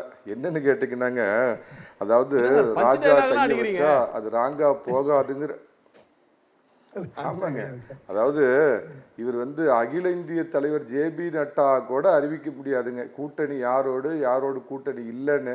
ஆனால் அந்த நட்டாவையே மீறி இவர் இங்கே கூட்டணி இவங்களோட வைக்க மாட்டேன்னு அறிவிச்சிட்டு போன அடுத்த நாளே பார்த்தீங்கன்னா இருகோடுகள் தத்துவம் கோஆர்டினேஷன் கமிட்டி போட்டாங்க. ராஜா கையை வச்சா அது ராங்கா போகாது அப்படிங்கிற நம்பிக்கையில் டேமேஜ் கண்ட்ரோலுக்காக அதிமுகவிற்கு பாஜக எழுதிய காதல் கடிதம் நான் ஏற்கனவே உங்கள் நிகழ்ச்சியில் குறிப்பிட்டேன். அதுக்கு வந்து பதிலுக்கு அதிமுக பக்கம் இருந்து சமீட்சை வராதா பிஜேபி ராஜா மூலமா தூது விடுதா? அப்படிதான் புரிஞ்சுக்கணுமா சார்? நான் செல்விக்கு முன்னாடியே பாஜகவில் நான் நீண்ட காலம் பயணித்துவேன். எந்த காலகட்டத்திலையும் ஒரு மாநில தலைவர் சார், முதலமைச்சர் ஏறத்தாலும் இன்னைக்கு 15 நாள் வெளிநாட்டில் இருக்கிறார் சார். அமெரிக்காவில் இருந்துக்கிட்டே ஆட்சி குழுவினுடைய தலைவர் இந்த தமிழகத்தையே வந்து அவர் ஆளும்போது ஒரு தமிழகத்தில் எதிர்க்கட்சியாக இருக்கக்கூடிய பாஜகவிற்கு ஒரு கமிட்டி போட வேண்டிய அவசியம் என்ன? இது முதல் கேள்வி. 2வது கேள்வி, இது இந்தியாவில் இருக்கிற எந்த மாநிலத்திலேயாவது மாநில தலைவர் இந்த மாதிரி வெளியே போகிறப்போ ஒரு நிர்வாக குழுன்னு ஒரு கமிட்டி போட்டிருக்காங்களே? இது ஒன்றும் இல்லை சார், இருகோடுகள் தத்துவம். அதுக்காகத்தான் நீங்கள் நல்லா அந்த யாரை போட்டிருக்காங்க அந்த 6 பேர் கமிட்டியில் அப்படின்னு பார்த்தீங்கன்னாவே தெரியும். அதனால ராஜாவை வச்சு அவங்க ஒரு காதல் கடிதம் எழுதியிருக்கிறாங்கன்னு தான் நான் நினைக்கிறேன். அதிமுக தரப்புலேருந்து அதுக்கு பதில் வருமா எனக்கு தெரியாது. ஒருவேளை வந்தால் லண்டன்லேருந்து கிளம்புற அண்ணாமலை ஃப்ளைட்டு நேராக டெல்லிக்கு திருப்பி விட்டுருவாங்க. வரலன்னா அது சென்னையில் லேண்ட் ஆகலாம். அது போகட்டுங்க. இப்போ இந்த விஷயத்துக்கு வரேன். என்னன்னு கேட்டிங்கன்னா, திருமாவளவன் இந்த நேரத்தில் இது மது ஒழிப்பு மாநாடா இல்லை கூட்டணி ஒழிப்பு மாநாடான்னு எனக்கு உள்ளபடியே தெரியலைங்க குணா. என்னன்னு கேட்டிங்கன்னா, பட் அவர்கிட்ட எனக்கு அவர் கட்சியிலேருந்து யாராவது வருவாங்கன்னு எதிர்பார்த்தேன். ஒரு 3 கேள்வி கேட்குறேன். அதுக்கு அஃபீஸே பதில் சொல்லிட்டேன். ஏன்னா விடுதலை சிறுத்தையிலேருந்து வந்தால் எவ்வளோ சிறப்பாக அவங்க கம்பி கட்டுவாங்களோ அதை விட தம்பி அஃபீஸ் அட்டகாசமாக கம்பி கட்டினார். அதனால் அவருக்கே அந்த கேள்வி வச்சிடுறேன். மரக்காணத்தில் இதே மாதிரி ஒரு 1.5 ஆண்டுகளுக்கு முன்னாடி கள்ளச்சாராய சாவுகள் நடந்தப்ப ஏன் திருமாவளவனுக்கு இந்த மாதிரி மது வைத்து போராட இல்லை மாநாடு போடுறதுக்கு தோணலை? இது என்னுடைய முதல் கேள்வி. கல்யாண மண்டபத்தில் பொது ஹாலில் வெளிநாட்டு வீரர்கள் பங்கேற்கிற இந்த மாதிரி நிகழ்ச்சியில் மது விற்கலாம் அப்படின்னு திமுக ஒரு சட்டம் கொண்டு வந்தப்ப அதை எதிர்த்து ஏன் இந்த அளவுக்கு அவர் வீரியம் கொண்டு எழலை? டெட்ரா பேக்கில் மதுவை விற்கலாம் அப்படிங்கிறப்பையும் வாய் மூடி அவர் மௌனியாக இருந்தாருங்க. பாராளுமன்ற தேர்தல் முடிந்து சட்டமன்ற தேர்தலை எதிர்கொள்ள போகிறோம், அதுக்கு இன்னும் ஒரு 1.25 வருஷம்தான் இருக்குதுங்கிற சமயத்தில் இப்போ பார்த்து அதிமுகவும் கலந்து கொள்ளலாம் அழைப்பு விடுறதுல உள்ள சமீட்சை என்ன? இறுதியாக கேட்குறேங்க, இந்த வெல்லும் சனநாயகம்னு, ஏன்னா அவர் ஜனநாயகம்னு சொன்னால் பிடிக்காது, வெல்லும் சனநாயகம்னு ஒரு மாநாடு நடத்தினாருங்க திருச்சியில் ஒரு 7-8 மாதத்துக்கு முன்னாடின்னு நினைக்கிறேங்க.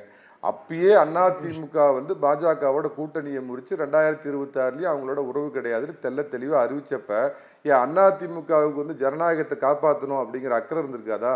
இப்போ மது எதிர்ப்பு மாநாடு ஒழிப்பு மாநாடுக்கு அதிமுகவுக்கு அழைப்பு விடுற திருமாவளவன் ஏன் அன்னைக்கு வந்து வெல்லும் சனநாயகம் அந்த மாநாட்டுக்கு அழைப்பு விட்டுருக்கலாமே?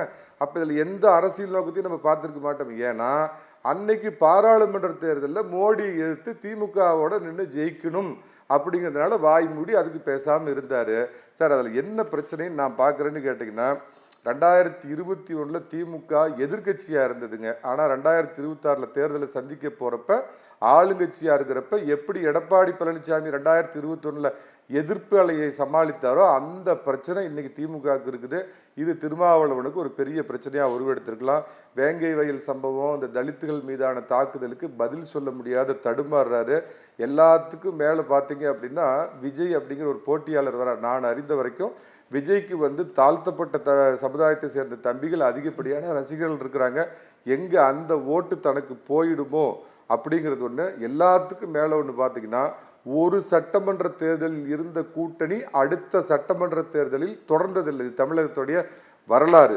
அதை விட பார்த்தீங்கன்னா சமீபத்தில் திமுகவுக்கும் பாஜகவுக்கும் ஒரு ரகசியமானு சொல்ல மாட்டேன், ஒரு புரிதல் ஏற்பட்டிருக்குதோ இப்படிங்கிறது சில உள்கட்சி பிரச்சனை. இதெல்லாம் தாண்டி அதிமுகவை அவர் காமிச்சு ஒரு பகடைக்காயாக பயன்படுத்திக்கிட்டு அதற்காக இதை பண்றார் அப்படிங்கிறது தான் என்னுடைய பார்வைங்க. அவருக்கு வந்து அதிமுக கூட்டணிக்கு வர்ற நோக்கம், அதிமுகவோட கூட்டு சேர்ற நோக்கம் திருமாவளவன் அவர்களுக்கு இல்லை, மாறாக அதிமுகவை ஒரு பகடைக்காயா பயன்படுத்தி வேற என்ன செய்யணும்னு நினைக்கிறீங்க?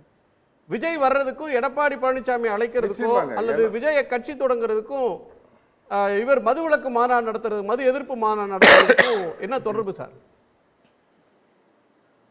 என்ன தொடர்புன்னு கேட்குறேங்க குணா. இப்போ என்ன அப்படின்னு பார்த்தீங்கன்னா, இப்போ இவ்வளோ நாள் அதிமுக பாஜகவோட கூட்டணியில் இருந்ததுனால அவருக்கு ஆப்ஷன்ஸ் கிடையாது, இந்த பக்கம் போகிற ஒரு ஆப்ஷன் கிடையாது. ஆனால் இன்னைக்கு பார்த்தீங்கன்னா அதிமுக கூட்டணி 2026 இல்லைன்னு அறிவிச்சப்ப அவர் அதிமுகவை காமிச்சு தன்னுடைய பேர வலிமையை கூட்டலாம். அதுதான் அவருடையது. அதிகப்படியான சீட்டு கேட்கலாம், இல்லை நாளைக்கு கூட்டணி மந்திரி சபையில் எங்களுக்கு பங்கு கொடுக்கணும். ஏன்னா நான் ஒரு விஷயத்தை உங்களுக்கு நினைவுறுத்த விரும்புகிறேன். கருணாநிதி அவர்கள் உயிரோடு இருந்தப்போ இந்த காவிரி பிரச்சனையில் திருமாவளவன் கூட்டணியில் இருந்து கொண்டே அவர் நிறைய அந்த கூட்டணி தர்மத்தை மீறி போராட்டங்கள்லாம் பண்ணப்ப திருமாவளவன் எங்கள் கூட்டணியில் இருக்கிறாரா இல்லையா என்றே எனக்கு தெரியவில்லை அப்படின்னு வேதனைப்பட்டு கலைஞர் அவர்கள் சொன்னது உங்களுக்கு ஞாபகம் இருக்குன்னு நினைக்கிறேங்க. இதை வந்து அதிமுகவுடைய தலைமையும் புரிந்து கொண்டு தான் இருக்குது. அதாவது 2ஆம் கட்ட தலைவர்கள் சில மகிழ்ச்சியை வெளிப்படுத்தியிருக்கிறாங்க. இது அரசியல் செய்யத்தான் பண்ணுவாங்க. எதிர்கட்சி அரசியல் பண்ணாமல் ஆளுங்கட்சி கூட்டணியில் ஒரு குழப்பம் வருதுன்னா அதை பயன்படுத்திக்காமல் உட்காந்துட்டு இருக்கிறதுக்கு என்ன இது, இந்த சங்கர மடமா இல்லை சைவ சன்மார்க்க மடமா, அதை பண்ணதான் செய்வாங்க. ஆனால் பொதுவாக திரு எடப்பாடி பழனிசாமி அவர்கள் இதை நன்கு உணர்ந்திருக்கிறார். திருமாவளவன் தன்னை ஒரு பகடைக்காயாக பயன்படுத்தி கொள்வாரோ அப்படிங்கிறதுனால தான் இன்னைக்கு வரைக்கும் திரு எடப்பாடி பழனிசாமி அதுக்கு எதுக்குமே ரியாக்ட் பண்ணல. இன்னொரு முக்கியமான பாயிண்ட் சொல்கிறேன். வட மாவட்டங்கள் என்பது 2 சமுதாயத்தினர் அங்கே பெரும்பகுதியாக இருக்கக்கூடிய, ஒன்று தலித் சகோதரர்கள், இன்னொன்று வன்னியின மக்களுங்கிறப்ப இதுவும் அரசியலில் வந்து ஒரு கூட்டணி அப்படிங்கிற நான் பேச்சுக்கு சொல்கிறேங்க. ஒருவேளை திமுகவிலிருந்து இவர் விடுதலை சிறுத்தைகள் வெளியேறி அதிமுக பக்கம் வந்துட்டாங்கன்னா நேச்சுரலாக பாமக அவங்க பக்கம் போயிட போகுது. ஏன்னா இந்த 2 சமுதாயங்கள் தான் வட மாவட்டங்களில் வெற்றி தோல்வியை தீர்மானிக்க போகுது. அப்போ திருமாவளவன் அங்கே இருந்தார்னா 2024 தேர்தலில் ஏதாவது சௌமியா அன்புமணி அமைச்சராகுவாங்கன்னு ஆசையில் இருந்த பாமக நிச்சயமாக இந்த பாஜகவோட பயணிக்கிறதுல நமக்கு எந்த பிரயோஜனமும் இல்லைன்னு அதிமுகவோட வரப்போகிறாங்க. அதனால் வட மாவட்ட அரசியல் என்பது இந்த இருபெரும் சமுதாய தலைவர்களாலும் தீர்மானிக்கப்படுவது. இப்போ நடக்கிறது திருமாவளவன் தன்னை ஸ்திரப்படுத்தி கொள்ள அவர் ஸ்டாலின்கிட்ட சில பேரங்களை பேசுவதற்காக பண்ணுறது தான் நினைக்கிறேன் ஒளி. இதில் ஒரு பொது நோக்கமோ சமுதாய நோக்கமோ எந்த நோக்கமும் கிடையாது. அவருடைய அரசியல் சார்ந்த நலம் இருக்கிறது. அதிமுகவுடைய தலைமையும் அதை மிக நன்றாக உணர்ந்து கொண்டிருக்கிறது கூட. அப்படித்தானா ரஜினிகாந்த்? இல்லை, இது வந்து ஒரு எவ்வளோ வெறுப்பான ஒரு வார்த்தைகள் வந்து மணிகண்டன்ட்டு வருதுங்கிறத பார்க்குறேன். முதல்ல ஒரே ஒரு கேள்வி தான் நான் கேட்குறேன். எங்கள் தலைவர் டாக்டர் எழுச்சி தமிழர் அவராகவே அதிமுகவுக்கு அழைப்பு விடுத்தாரா, அல்லது அவர் மது ஒழிப்பு மாநாடு குறித்து செய்தியாளர்களை சந்தித்து கொண்டிருந்த பொழுது ஒரு செய்தியாளர் மது ஒழிப்பில் அக்கறை கொண்ட அனைவரையும் நாங்கள் அனைத்து ஜனநாயக சக்திகளையும் நாங்கள் அழைக்கிறோம் என்று தலைவர் சொன்னபோது ஒரு செய்தியாளர் கேட்கிறார், என்ன கேட்குறாருன்னா, அப்போ அதிமுகவும் கூப்பிடுவீங்களா அப்படின்னு கேட்குறாரு. வரலாமே அப்படின்னு சொல்கிறார். அதுக்கு தான் ரெஸ்பான்ஸ் பண்ணுறாரு. வரலாமே, அவங்களுக்கு அதில் உடன்பாடு இருந்தால் கண்டிப்பாக வந்து கலந்துக்கலாம், அவங்களுடைய கருத்தை சொல்லலாம். அதிமுகவை காட்டி திமுகவிடம் பேரம் பேசுறதுக்கு, தங்களுடைய பேர வலிமையை அதிகரிக்கிறதுக்காக இந்த உத்தியை எடுத்திருக்கிறாருன்னு மணிகண்டன் சொல்றாரு. அதாவது இவர்கள் எப்படியாவது இந்த கூட்டணிக்குள் குழப்பம் வந்து விடுமோ, வர வேண்டும், எப்படியாவது இந்த திமுக கூட்டணி தமிழகத்தில் சிதற வேண்டும் என்று காத்து கொண்டிருக்கிற இலவு காத்த கிளி என்று சொல்வார்களே, அப்படி காத்து கொண்டிருப்பவர்களால் சொல்லப்படுகிற கருத்து இது. காரணம் என்னன்னு கேட்டிங்கன்னா, இந்த மாதிரி இப்போ வந்து ஒரு நிர்பந்தத்தை கொடுத்து நாங்கள் பேரம் பேச வேண்டிய அவசியம் கிடையாது. ஏன் என்று சொன்னால் எங்களுடைய வலு குறித்து பலம் குறித்து எங்களுக்கும் தெரியும், திராவிட முன்னேற்ற கழகத்துக்கும் தெரியும். திராவிட முன்னேற்ற கழக கூட்டணி மிகச்சிறப்பான கூட்டணியாக எந்த விதத்திலும் விரிசல் விழாத அளவிற்கு கட்டி காப்பாற்றுகிற வேலையை நேற்றல்ல இன்றல்ல நாளைக்கும் எங்கள் தலைவர் திருமாவளவன் அவர்கள் செய்வார்கள். நான் என்ன கேட்குறேன், இப்போ விஜயை கூட வந்து அழைப்பு விடுத்தார். விஜய்க்கு எப்படி அழைப்பு விடுத்தார்?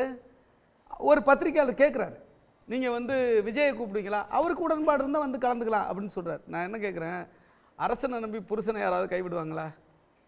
நாங்கள் வந்து நல்ல குடும்பத்தில் வாழ்ந்துக்கிட்டு இருக்கிறோம், நல்ல சிறப்பான குடும்பம் இருக்குது எங்களுக்கு. திமுக குடும்பத்தோடு நாங்கள் வந்து மிகச்சிறப்பாக பயணித்து கொண்டிருக்கிறோம்.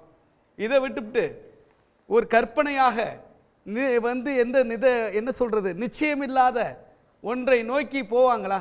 அதிமுகவே முதல்ல ஒரு சென்று இல்லை, அதுவே பல சிக்கல்களில் கிடக்குது.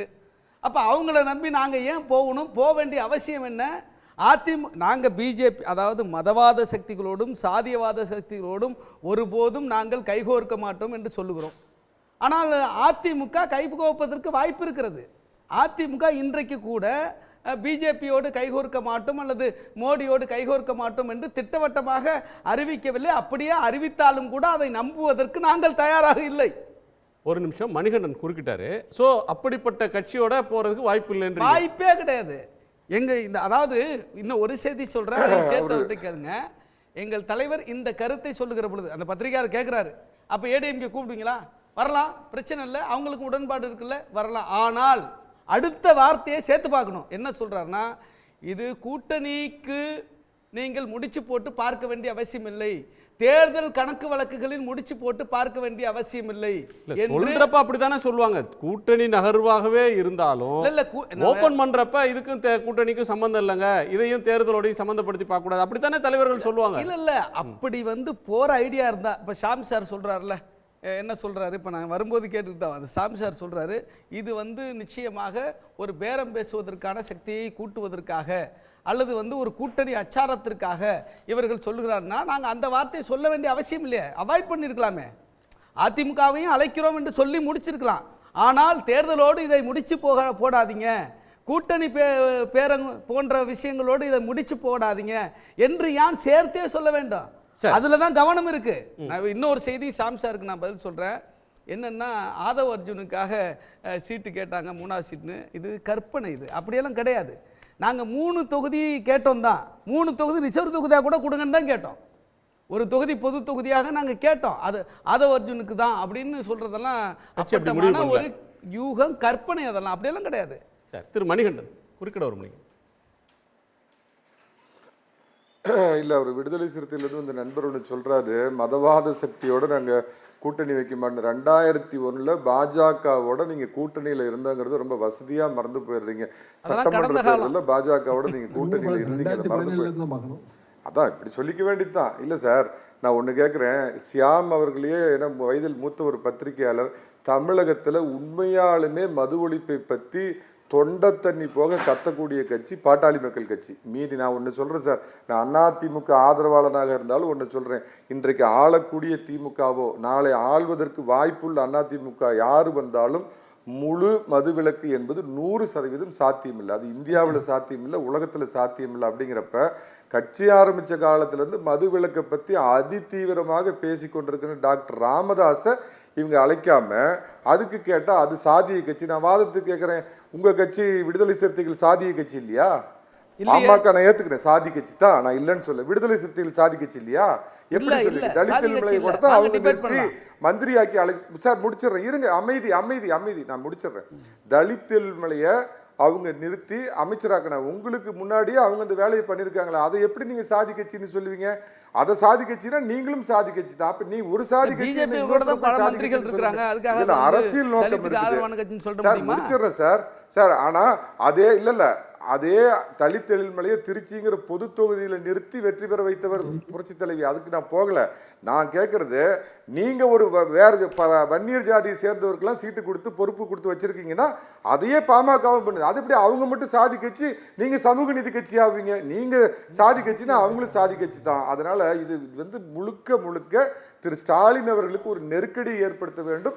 அதற்கு அதிமுகவை ஒரு ஊறுகாயாக பகடைக்காயாக பயன்படுத்தி கொள்ள வேண்டும் அப்படிங்கிறது தான் இவங்களுடைய நோக்கம். நான் தான் கேட்டேன், இந்த திருச்சியில வெல்லும் ஜனநாயக மாநாடு நடத்துனீங்களா? அப்ப ஜனநாயகத்தை காப்பாற்ற இதே எடப்பாடி பழனிசாமிக்கு நீங்க விட்டுருக்கலாம்ல அழைப்பு. அது இவருக்கு இருக்கிற இந்த வெறுப்பு அரசியல் எப்படியாவது இங்கே ஒரு சாதி மோதலை உண்டு பண்ணியோ அல்லது மத மோதலை உண்டு பண்ணியோ லாபம் பார்க்க வேண்டும் என்கிற அந்த சிறுமையான அந்த அரசியல் இருக்குல்ல, அதுதான் அவர் மணிகண்டனை பேச வைக்குது.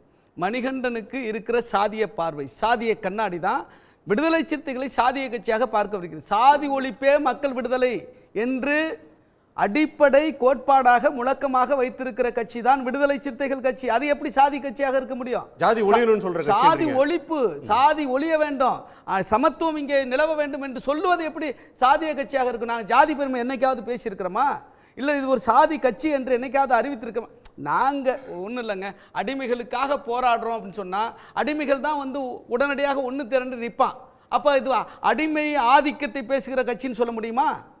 இப்போ நீங்கள் மார்ட்டின் லூதர் கிங்க அடிமை வெறிய தூண்டுறான்னு சொல்ல முடியுமா?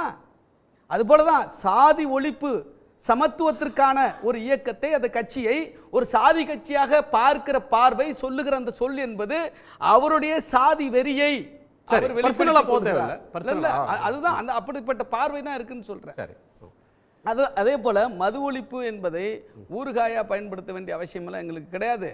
எங்கள் மீது திராவிட முன்னேற்றத்திற்கும் திராவிட முன்னேற்ற தலைவருக்கும் மிகுந்த நம்பிக்கையும் மதிப்பும் இருக்கிறது.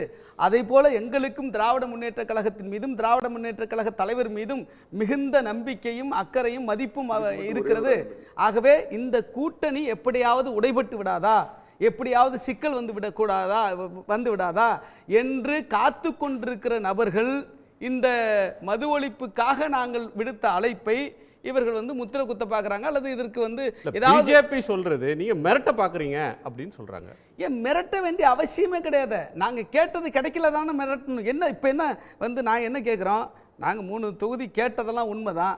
3 தொகுதி வந்து எங்களுக்கு கிடைக்கலங்கிற கூட்டணி விட்டு வெளில போயிட்டோமா இல்லை மிரட்டினோமா? இப்போ இன்னொரு விஷயம் என்னன்னு கேட்டிங்கன்னா, நாங்கள் மக்கள் பிரச்சனைகளுக்காக தொடர்ச்சியாக போராடி வருகிறோம்.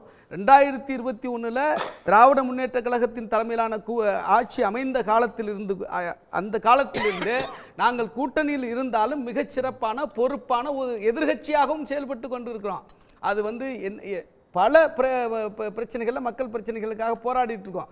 இன்னொன்று சொல்கிறேன், நாங்கள் என்ன சொல்கிறேன்னா, மது விலக்கு என்பது அல்லது மது விலக்கை கொண்டு வர வேண்டும் என்பது திமுகவுக்கு விரோதமான கருத்து கிடையாது.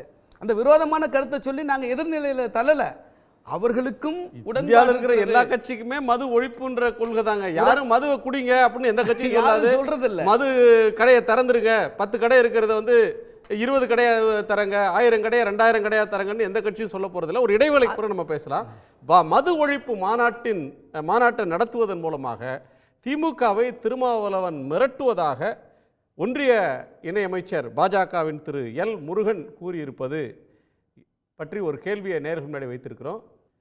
சரியான கருத்து என்று 27% பேரும், தவறான பார்வை என 18% பேரும்,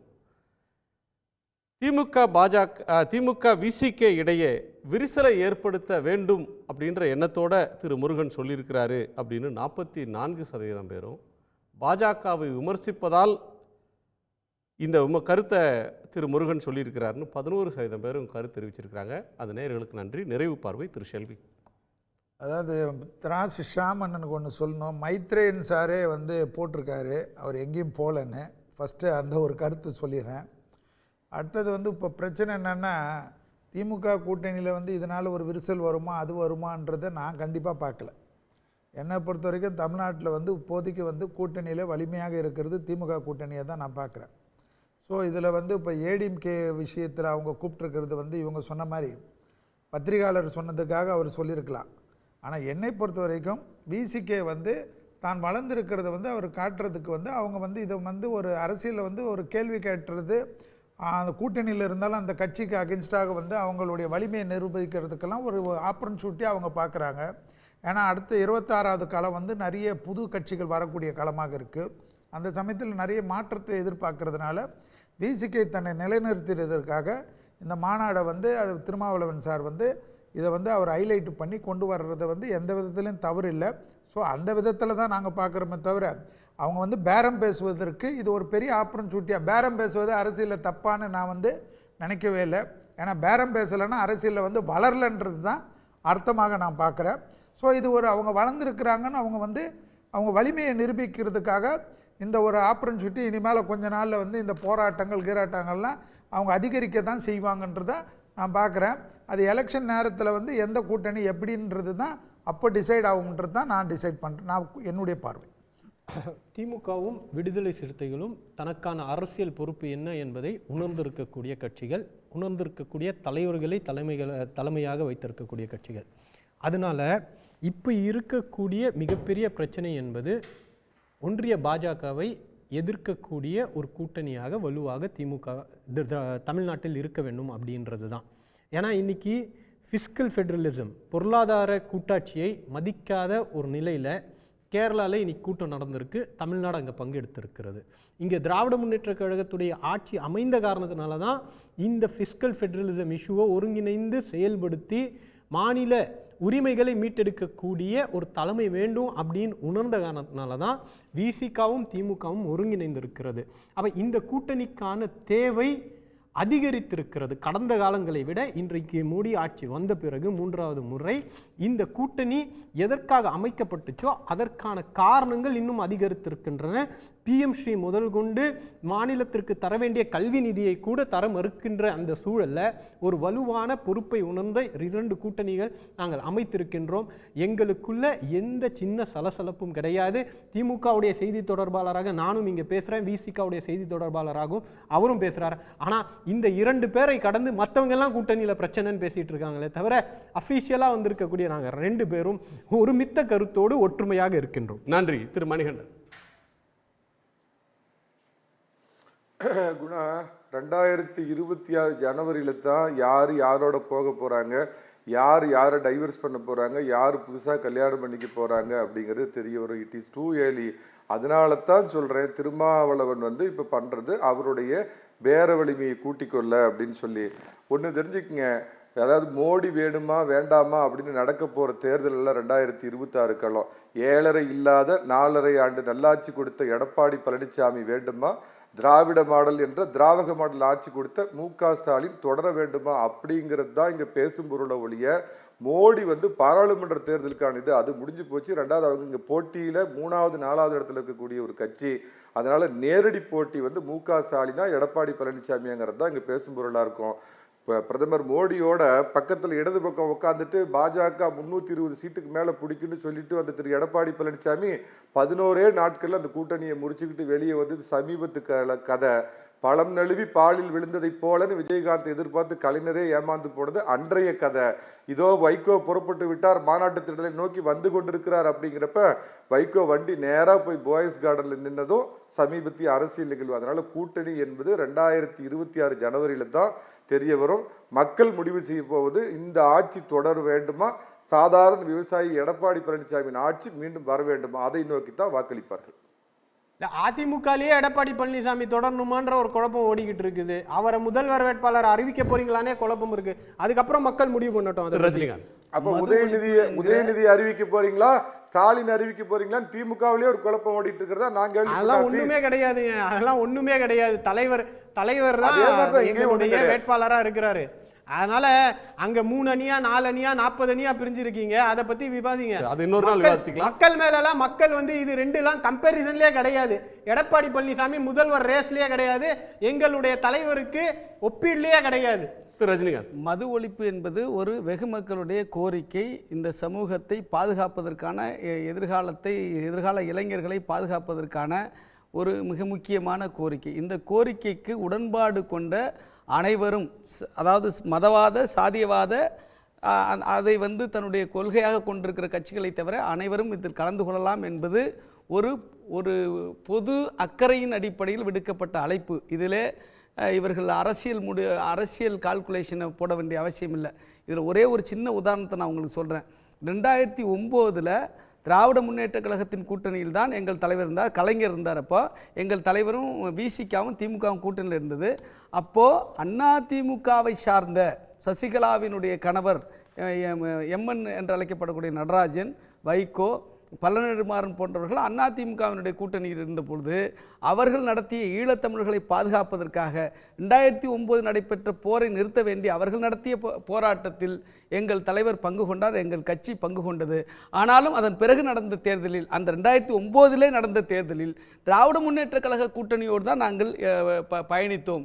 ஆகவே ஒரு பொதுமக்களுக்கான கோரிக்கைக்காக விடுக்கப்படுகிற அழைப்பு என்பது அதற்கும் அரசியல் அந்த தேர்தல் கணக்குக்கும் சம்பந்தம் இல்லை. ஆகவே இவங்க பேசுகிற இதெல்லாம் யாருன்னு கேட்டிங்கன்னா, எப்படியாவது திமுக கூட்டணி உடைந்து விடாதா, அதில் ஏதாவது லாபம் பார்த்து விட மாட்டோமா என்கிற நோக்கத்தோடு பிளவுபடுத்த வேண்டும் என்கிற எண்ணம் கொண்டவர்களால் இந்த விஷயம் பெரிதுபடுத்தப்படுகிறதே தவிர கூட்டணி வலுவாக இருக்கிறது, நலமாக இருக்கிறது. 2026 திமுக கூட்டணியில் விடுதலை சிறுத்தைகள் பயணிக்கும் என்பதில் எந்த மாற்று கருத்தும் இல்லை. நன்றி, உங்கள் அனைவருக்கும் நன்றி. மீண்டும் சந்திப்போம். இது கேள்விக்களம், மக்களின் மேடை.